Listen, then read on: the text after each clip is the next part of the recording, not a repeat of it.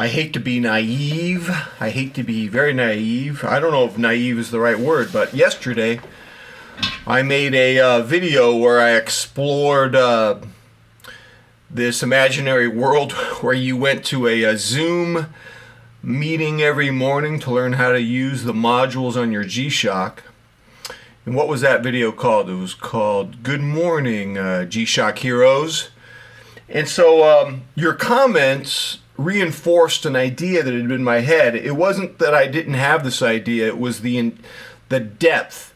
And what I've learned in 20 years of being a watch obsessive person is that there's this huge G-Shock fan base. And I just didn't know how huge it is. I should have never underestimated it. And I started thinking to myself, how deep is the passion for G-Shock? It reminds me of the 90s. In the 90s, I would talk to BMW owners. And I don't know about BMW owners today. The brand seems, with all of its different types of engines, it doesn't strike me as having the same brand intensity today that it had in the 90s. In the 90s, a BMW owner had a religious passion for his car, and it had to be a stick shift. To talk about an automatic transmission, he would just walk away from you and never speak to you again. And the intensity, the brand loyalty, and the passion for G-Shock has been the same in that regard. The second thing I want to talk about G-Shock that I learned from you guys, and this fascinates me, you guys never ever count G-Shocks as your watches. In other words, your G-Shock watch, I can't even use that word, your G-Shocks exist in a totally different universe. They exist over here, and your timepieces, they exist over here. And I'm trying to figure out why you don't put them in the same box, put them in the same category. And I really was thinking about that this morning, and I'm glad I did. I came up with some interesting ideas. I'm not sure if anything I'm going to tell you today is definitive or if I believe it, but it's a thought experiment. And I say that because sometimes when you guys take me too seriously, or if you think I'm making a manifesto, you get upset with me, and I don't want you to be upset with me. I just want you to give me the freedom to experiment with this thought. So, as I try to figure out, by the way, this is a Seiko Captain Willard SPB 151. It's on a original gray Tropic, my favorite combo for this. And when I go to Cabo, and I may wear this in Cabo, I probably won't wear it on this Tropic. I'll probably wear it on an Uncle Tropic, only because I want the more stiff, durable. I don't know, I just feel that I don't want to compromise the material on it. I don't know, maybe I should just wear it on this. No, I'll wear it on the Uncle because the Uncle uses the fat spring bars. All right, back to my topic. So I did a thought experiment this morning where I wanted to look at what do I associate with G-Shock over here, and what do I associate with timepieces over here, and how come I can't mix those worlds? And so let me just fantasize for a moment. I'm wearing a really nice timepiece, a very expensive timepiece. Where am I? I'm on a yacht. I'm on a boat cruise. I'm in an expensive hotel in Miami. I'm hanging out at the pool with my fellow timepiece friends, and we're smoking cigars. I don't know, it seems like a cliche in the timepiece world. I don't know. I'm on the deck of a boat, and I'm wearing a striped Henley, and I'm listening to I'd Really Love to See You Tonight by England Dan and John Ford Coley, and Casey Kasem's announcing the song on the portable Sony 1968 TFM radio with shortwave. I'm wearing a nice timepiece. I'm under the Christmas tree. Pachelbel Cannon is playing in the background. I'm opening up my present. It's my 12th fruitcake. My favorite. It's a fruitcake. But I'm wearing a nice timepiece as I open up the fruitcake. What else? I'm at a fancy restaurant with my wife. We're celebrating our anniversary. We're having ribeye or maybe filet mignon and a wine reduction sauce with gorgonzola. And I'm wearing a very nice timepiece. Do you see a pattern here? Oh, one last thing. I'm also on TV wearing a very nice watch. I'm talking about my new book. It's about an art thief who's lived in the basement of his mother's house with a bunch of Picasso paintings. And I'm wearing, okay. So the pattern here is this. The pattern is I'm living in what conventional society tells me is successful.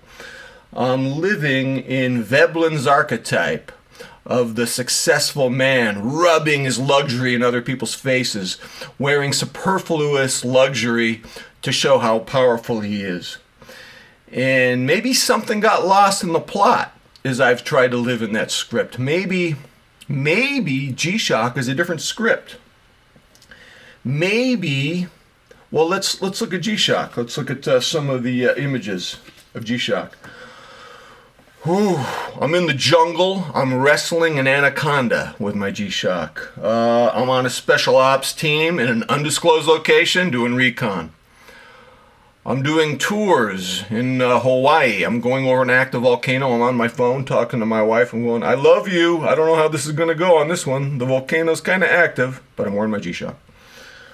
I'm at Comic-Con with my G-Shock, and I'm dressed up as the Incredible Hulk, and everyone's photographing me, and I'm doing Hulk poses with my G-Shock. I'm a scientist at Caltech, and I'm trying to figure out new ways to predict earthquakes. I am an epidemiologist at Lawrence Livermore Lab, reading actuarial tables and doing risk assessment analysis on pandemics, wearing my G-Shock. Let's see. I'm a family man. I'm playing baseball with my son in the backyard with my G-Shock. Do you see a pattern here? Rather than living the script of conventional success, the G-Shock is almost like my return to innocence, my return to play, my focus on science, creativity, family. It's less of a vanity thing and more of a, boy, you guys are going to be mad at me. It's less of a vanity thing, more of a playful thing. The G-Shock is a return to innocence. It's a return to authenticity. Now, some of you straddle both worlds. Some of you straddle success world in your business activities. And when you go home, you go into authenticity, innocent world. And but that's interesting to me that that you never count G-Shocks as your collection. And I wonder if I'm onto something by creating these different worlds with the G-Shock. As I studied G-Shock, I thought to myself, this has an inner circuitry that's more like a calculator. Now listen to this.